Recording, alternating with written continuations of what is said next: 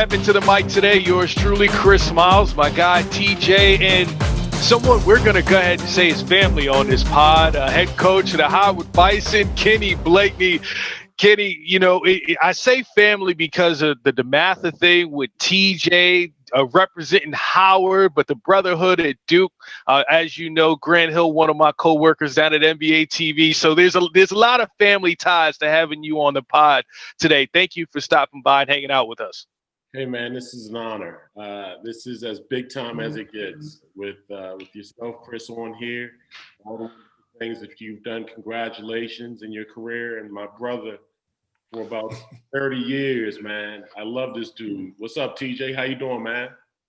Hey Blake, I'm good, man. I'm so proud of you, brother. You have paid your dues, and you've been around in this game for a minute, and now you finally gotten a chance to lead your own program, and you were off to a swimming start with this recruiting class, man. I know we're going to jump into it on this podcast, but couldn't be more proud of you, brother. Thank you, my brother. I appreciate you. And speaking of all those dues you paid, we'll get to that next because first and foremost, your second season coming up at Howard. First season was great where you had the MEAC's all-time lead scorer, you had the freshman of the year, and then you follow that up with the first five-star recruit since we've been recording this to choose an HBCU and Maker. Hopefully I got his name right. I've heard it pronounced different ways, but we know the kid we're talking about, a top 20 recruit. Then you get a transfer from Purdue who was going to go to Michigan to also come into your program. So you bring back the reigning conference newcomer of the year, if you will, a transfer who shows promise, and a top 20 recruit. You have to be excited for what's happening in your program this year. Can you take us through that whole situation, how all of these guys ended up in your program this year? Yeah, well, the recruiting of McCord Maker started out with conversations when I was at Columbia University. Being at Columbia, I really felt that it was a brand that resonated in a way that could attract, I think, those kind of kids, five-star kids. Being in New York City, obviously, there's a lot of benefits behind that. And then, Columbia is located in Harlem. And that Harlem means so much to our culture. So I started tinkering with that a little bit at Columbia, and then, fast forward a little bit, I get the job at Howard, and a lot of the pieces that a lot of the boxes that I was checking, for how do we build this thing? How can I attract young men to our university that may not have considered us previously? We're being checked with that. We have an incredible brand at Howard. It's we consider it the number one HBCU in the country. Right now, we're one of the top 80 schools in the country. We have an incredible alumni base with, Kamala Harris that just is vice president-elect. Tanashi Coates, his film was just adapted for a movie that was on HBO. You can go to Thurgood Marshall, Elijah Cummings. You can go down the ranks of names that are very prominent and figures in our country. So that box was checked. It was just, what makes sense for Howard and how can we utilize that brand to really attract, I think, those kind of kids. So that was kind of the first process of thinking to get it going a little bit. And then I had a relationship with McCord Maker, with MK as he goes by now. I had a relationship with his guardian, Ed Smith, who's a St. John, DC grad. Previously, before me, he graduated before we never crossed paths in school, but just in the basketball ranks, I had a relationship with him. I recruited several of his players. Ed had gone from St. John's to Hawaii, and then Hawaii to Australia. So when he was doing his thing on the basketball side, that world gets smaller and smaller every year. So we just started having conversations about it. And once I knew that the door was open, I really just put my foot on the accelerator and push through from there. So that was kind of how that started going, and we were very lucky. We brought him up for homecoming, and he had an incredible visit at homecoming. And we kept like really pursuing him even after homecoming, and as he was going to go potentially to UCLA, Kentucky. I think there were a few other schools there. I felt like he was going to come to Howard all along. And, the biggest thing that I was kind of nervous about was, what is he going to keep his name in the NBA draft or go to Australia via the route of, LaMelo Ball or RJ Hampton. So I felt that was becoming our biggest competition. And respectfully saying that it's not Kentucky or UCLA.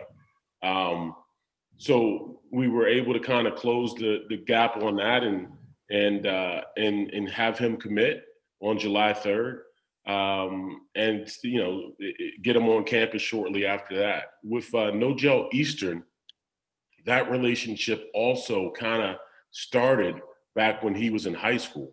So I knew Nogel, 4 or 5 years ago, and when he hit the transfer market after things with Michigan had not worked out. I reached out to his family and was just like, could I have an opportunity to have a conversation with you? So his mom was very gracious in allowing us to have a conversation. And again, there were other schools that I think before we got in had an advantage in a lead, but we just kept pursuing. And, a couple months later or a month later, Nogel ended up at Howard Bison. So very fortunate and lucky that those two young men who, if you think about it a little bit, Chris and TJ, these guys are allowing us to help them with their NBA, increase their NBA value, which is, I think, says a whole lot about the direction of our program and where we're going. Well, even when I hear you say the direction of your program, then let's take the factor of thinking about COVID and March Madness, all those things out of the equation. Just for you, looking forward to your program, what are your goals this year? Like you said, you have Wayne Bristol Jr. back. You just lost Charles Williams, but we know how great of a player he is. You have that momentum going forward. What are your expectations for this season? What are you telling your players, and where do you think you can take it? Yeah, our goals are simple. We have program goals, and Chris, I don't want to sound like one of those cliche guys, but honestly, it's to get better today. That's our number one goal. Our next goal is to win our next game.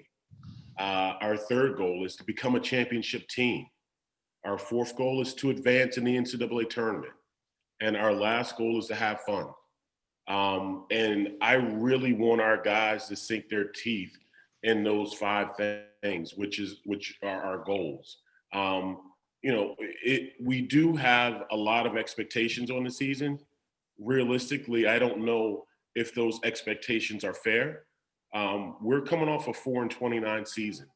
And Howard University, I think maybe in the last 30 years, since 1993 maybe, or even before that, has only had, I want to say, 3 plus 500 seasons.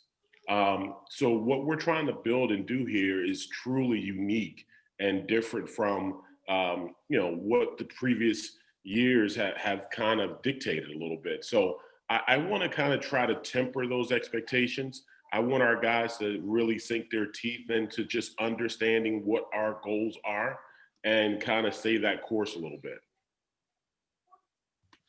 Coach, I want to harken back to the signees that you just got.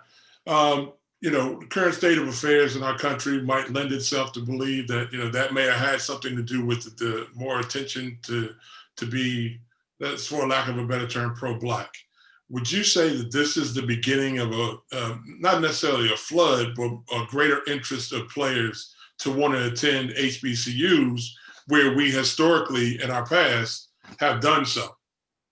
It's a great question, very fair. I think that certainly the social unrest the Black Lives Matter, the murder of Mr. George Floyd, and all the other things that have taken place certainly has helped. And I say that, I know those are sensitive things, right? But the awareness, I think, of HBCUs, the awareness of being more supportive of your own and your community, people that look like you, people that think like you, is certainly, I think, something that has been very much at the forefront of a lot of this happening. We still have to do our work. We still have to, I think, present the tools that they need to be successful, and the resources that they need to be successful in terms of, how are we doing things with that take care of their body, right? When recruiting these guys, that was very much a concern with me. Like, their bodies are their vehicles. Are we prepared to be able to support everything that we can do to help them continue in the direction that they're going? So those questions still have to be answered. And I think we were able to do that throughout the recruitment of both of those young men.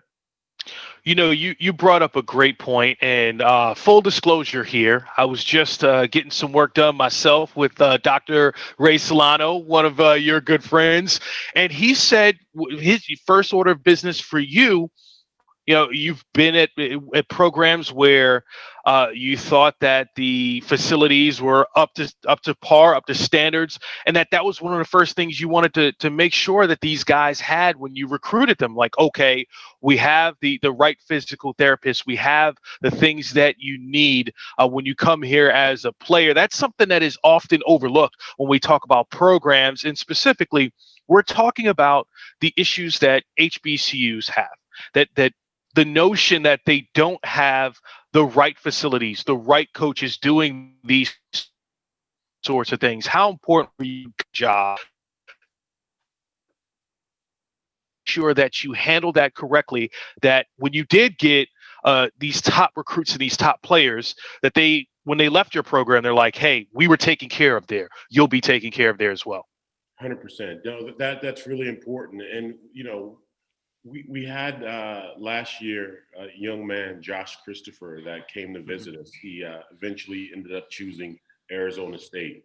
And, I don't know what his sincerity was. I know that being at an HBCU and paying homage to an HBCU was very important.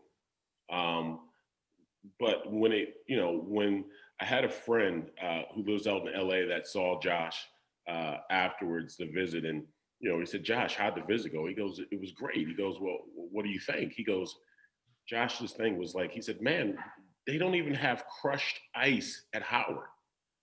And I it was one of those things like, well, if this is a resource that we don't have, and if this is something that is going to be looked upon as a reason for not attending Howard, then let's eliminate all the excuses. So we were able to go out. One of my classmates from Duke, a gentleman named Randy Chen, donated our first $1 million to our program. And with that $1 million, we are going to do a practice facility. We're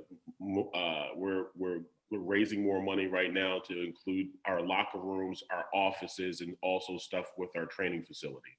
So I want to eliminate all the excuses for student athletes saying that they're not going to choose our university or our program. And Ray's certainly right. Like I reached out to Ray. Ray works with the Hoyas. He works with the Caps and many athletes in the areas, as well as yourself, Chris. And he does a wonderful job. He's an incredible resource.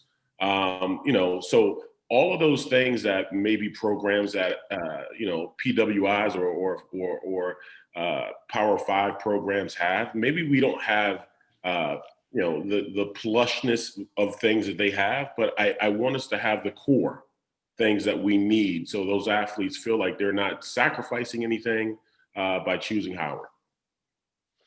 Coach, you've laid out your plan on how you guys simplistically get to reach certain deliverables, and they seem like they're fair and they are. You have this this incredible group of players. In order to win at this level, you need to have players and talent that should be playing at a higher level. And that allows you to be better than most teams. What do you think, with the combination of having eliminated the obstacles of not having all the bells and whistles, having the talent, and then your coaching acumen, what's it going to take for Howard to win the MEAC?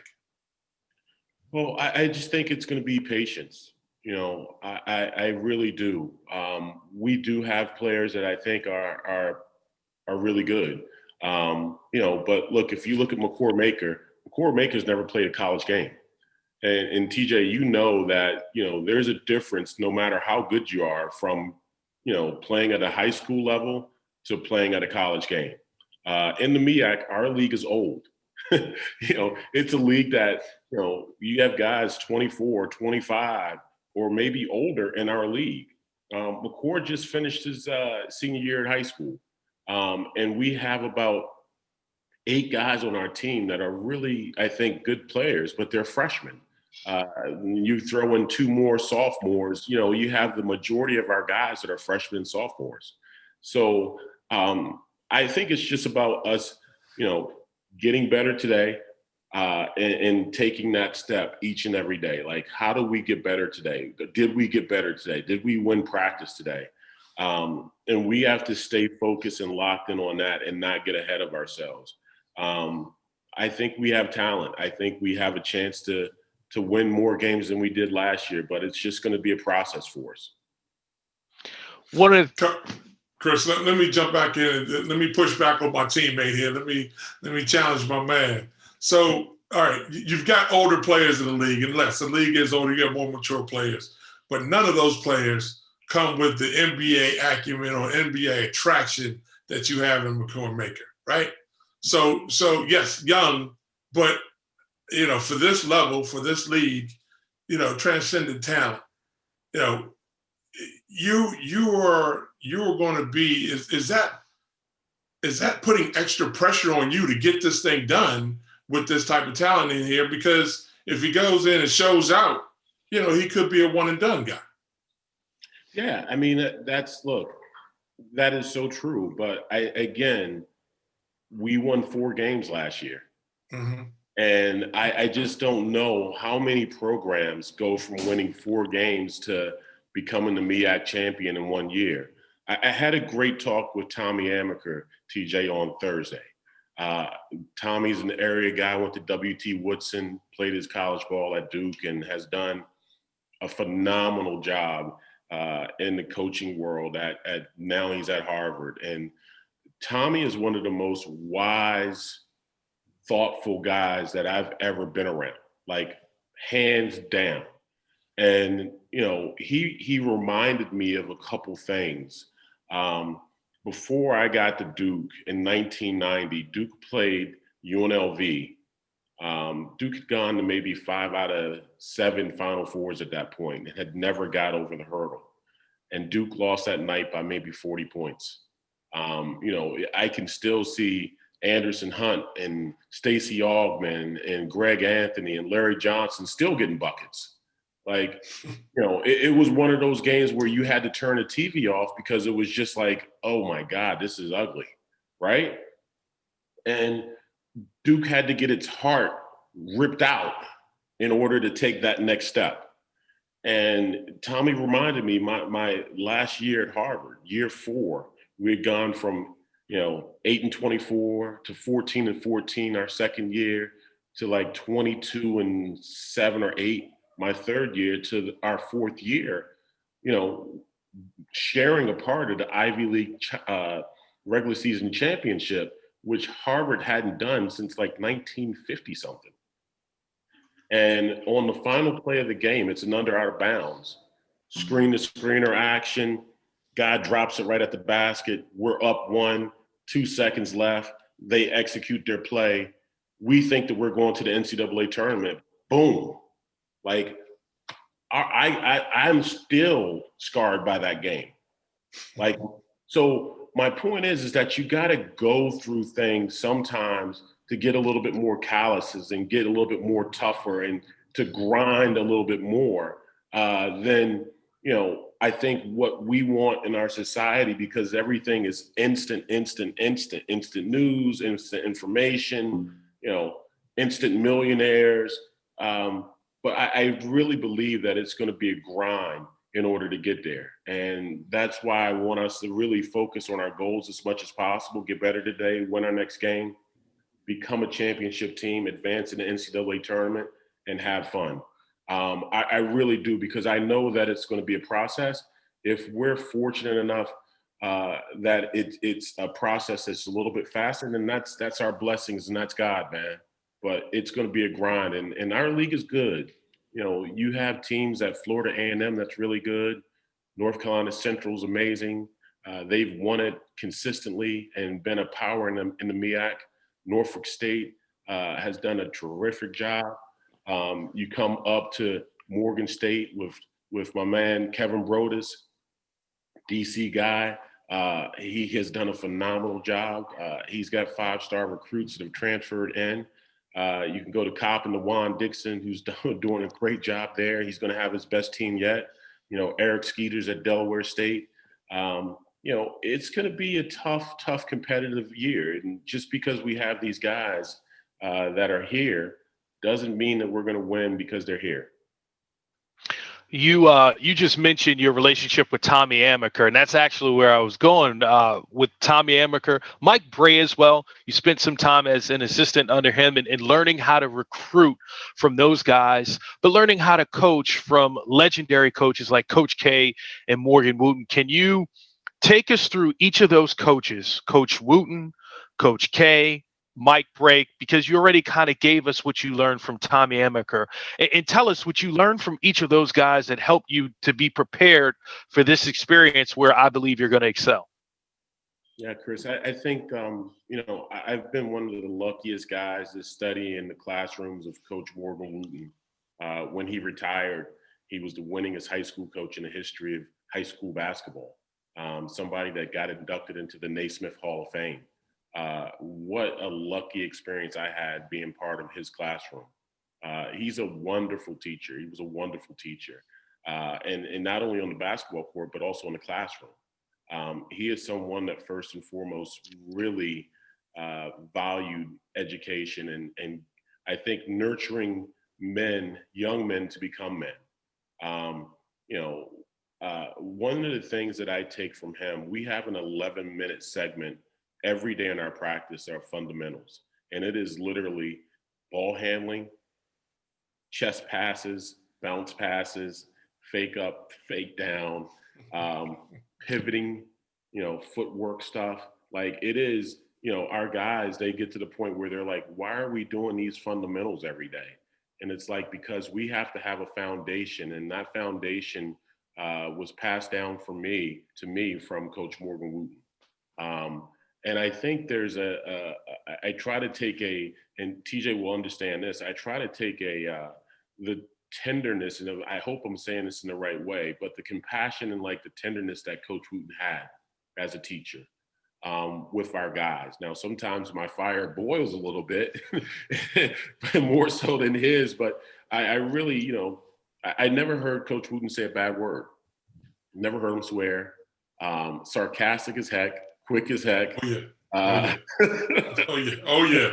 Painfully so. Yeah, man. I mean, it just would, you know, he could put you in your place real fast without saying anything, anything harsh. But you know, those things I try to really include, and I think that fundamental part is kind of, you know, I'm honoring him by spending that 11 minutes every day by teaching fundamentals and working on those basic things.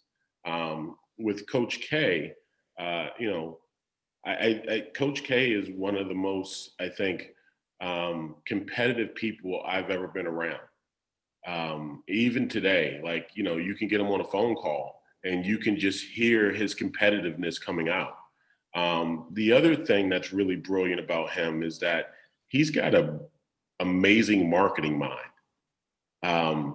Like he is always thinking about branding and marketing and how to utilize, you know, either Duke University, Duke basketball brand, or the Mike Krzyzewski brand, and what that means and anything that he's doing. And, he loves Howard University. We had a talk at the beginning of COVID, and it was for 30, 35 minutes, and it was all about Howard and the branding of Howard and the direction that, our program should be going. A brilliant conversation. And I was very honored and thankful that he just reached out and wanted to have that conversation. One of the other things that Coach K and Coach Wooten both, I think, are really good at is keeping it simple, like the KISS method. They don't overdo things. It's, keep it simple, stupid, right? And that's something that I really try to do. And even down to our identity, our goals, and our standards. Like, let's stay in these boxes. Let's stay in this area, right? And if we stay in these areas and stay focused, Coach Wooten has his priorities. Like, God, family, school, basketball. Like, so those things, like, to put them in I think in context are really important. So those are some things that I take from Coach K. And then, you talk about Mike Brey. And this goes, I think, to loop back to all three of them, all very similar, right? Coach Brey is kind of a mixture of Coach K and Coach Wooten, but all are effective communicators, like incredibly effective communicators. And that's something that I've really have tried to work on, in talking to Coach Brey. I listen and, just the way that he presents, the way that he communicates, all of those things are so important. So I've been really lucky to sit in the classroom of Coach Brey, who's the winningest coach at Notre Dame, Tommy Amaker, who's the winningest coach at Harvard, Coach K, who's the all-time collegiate winner, and then Morgan Wooten, when he retired, he was the all-time winningest high school coach. Kenny, we're all fathers here, and as fathers, we grow, right? We have to grow for our kids. We mature, and we have to be the best examples for our children. What would you say are the areas that you have grown as an individual, as a coach? You're not the same coach that you were as an assistant now that you're a head guy. Talk to me about your growth. How have you grown as a coach? I think I've become more patient as a coach. And I try to not be so reactive. And that can be, with good or bad. Like, let's take a look from a 30,000, oversee helicopter, right? And just kind of observe a little bit. But it's like that with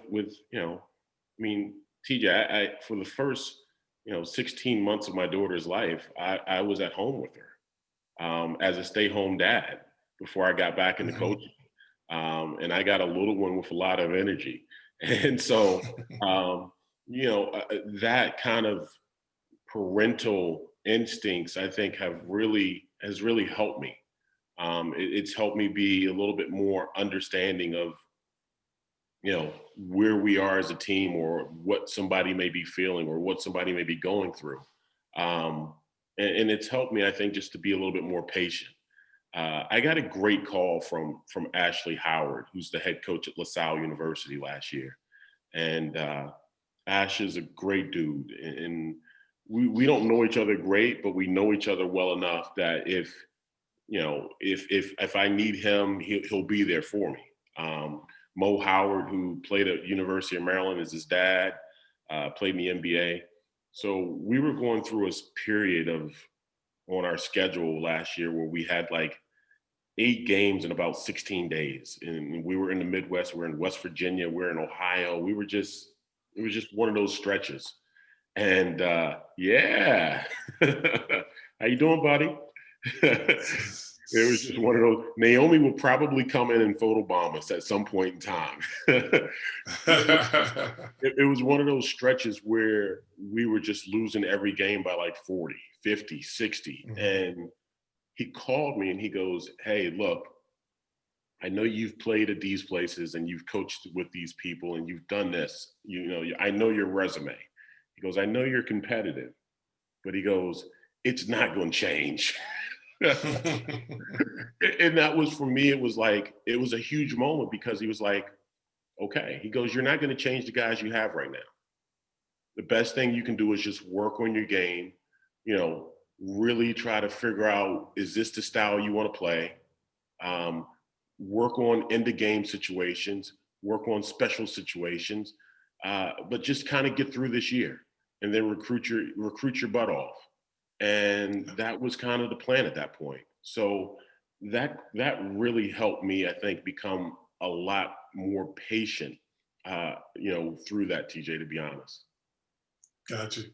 Yeah, you talk about your pedigree, and obviously I've shared in that pedigree with you, as we're both members of the DeMatha basketball family. We're both ACC players.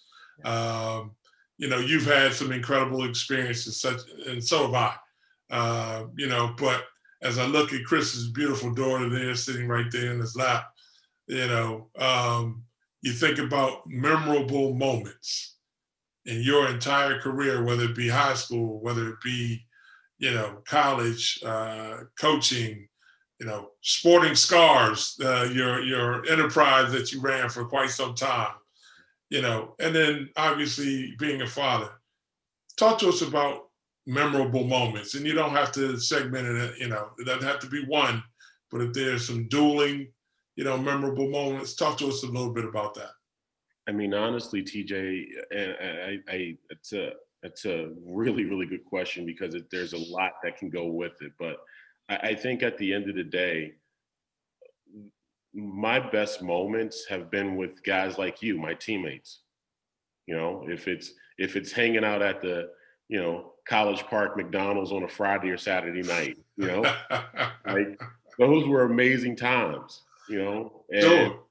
And I sincerely mean that, and hanging out in the locker room after practice, or hanging out at the bench at DeMatha, on the wood benches after practice, like talking about how the blue team beat the red team's butt, like you guys used to kick our butt every day, right? And all the things that you and Gerard Mustaf and all the guys, used to do to us. Like, those times were unbelievable. And it was the same thing in college for me. Having that experience of being in the locker room, you're talking trash, you're sharing stories, you're talking about who got the best of who. Those are the memories, man, that I really, really cherish and value. I've been lucky and fortunate and in the right place to be on some very historic moments and events. And I'm very grateful for that. To be a part of 2 national championships at Duke, it was amazing.